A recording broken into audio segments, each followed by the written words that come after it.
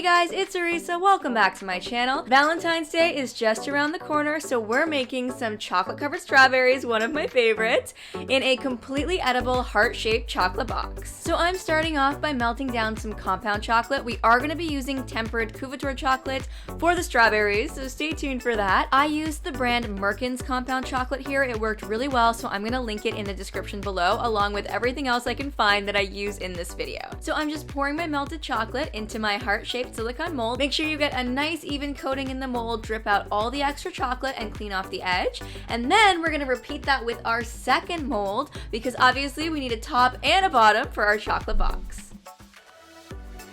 Now I'm going to go in with a second layer of chocolate just so that the box is nice and sturdy, and the easiest way to do this is to pour a lot of chocolate into the mold and really quickly just shake it around and get that excess out, and we should end up with a nice smooth chocolate box. Then you want to let that chocolate set up completely. You can leave it on the counter, fridge, or freezer, it just depends on your patience level. Gently and carefully release the edges of the chocolate from the mold and then go ahead and peel it right off. This is going to be the bottom, so I just flipped it over so it's ready for later. Then just repeat that with your other chocolate heart and we have the top and bottom of a beautiful chocolate box. Then I just used a hot spatula to clean up the edges so they're nice and smooth.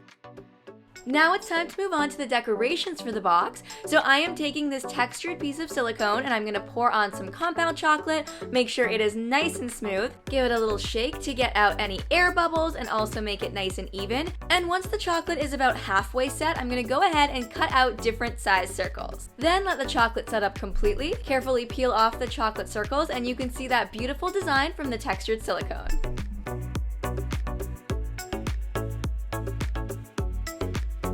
Now we're going to repeat the same process but use red chocolate, or red candy melt in this case.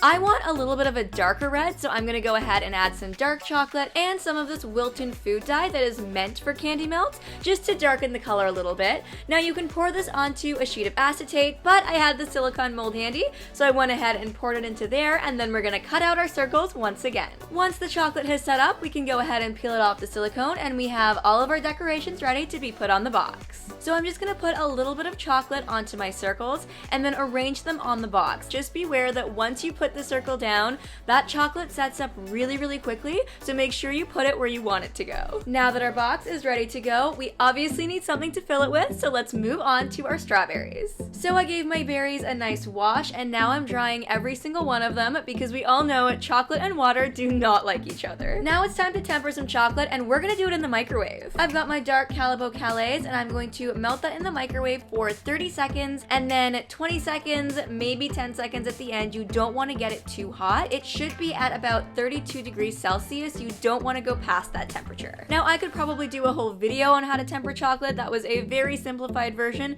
So if you have any questions, just drop them in the comments below. Now it's time to actually dip the strawberries, and I think this part is so much fun. It's really satisfying and it's really easy. So just enjoy and don't stress too much. Now you can totally leave the strawberries as they are. We're going to take it one step further and add a nice chocolate drizzle on top. Now last year I actually did a full tutorial on how to make chocolate covered strawberries and how to get the perfect drizzle, so if you would like some tips and tricks, you can go ahead and check that out.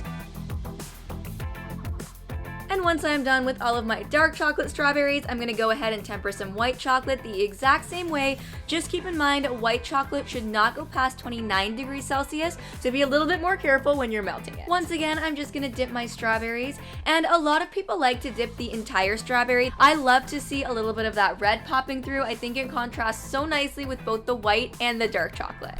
Now we're going to tie everything together by adding a red drizzle onto those white strawberries. I used that candy melt dye with my white Calais, and unfortunately it did get a little bit thick because we used so much of it to get the red color, so I just added a little bit of coconut oil to thin it back out.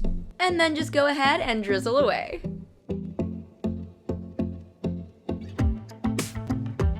Now the last thing there is to do is assemble our box. I put my strawberries into some mini muffin liners and then just arrange them in the chocolate box. And now the box is ready to go to share with someone special. Now before I go, I just wanted to say thank you so much to everyone who watches and supports my channel. I am so sorry I can't post more consistently for you guys right now, but I appreciate your patience. So make sure you have your post notifications turned on so you know when I'm going to post my next video. Thank you so much for watching, and I will see you next time. Bye guys.